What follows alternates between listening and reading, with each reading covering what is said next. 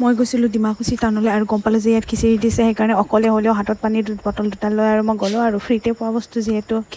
খিচিৰিটো বাদে শিলগুটি হ'লেও খোৱা মানে মই ৰাজি আছোঁ চাৰিও চাইডে খিচিৰি খোৱা মানুহ বহুত কোনোবাই মাটিত বহি খাইছে কোনোবাই চেয়াৰত বহি খাইছে খিচিৰি চব পিনে বজাৰ খোলাত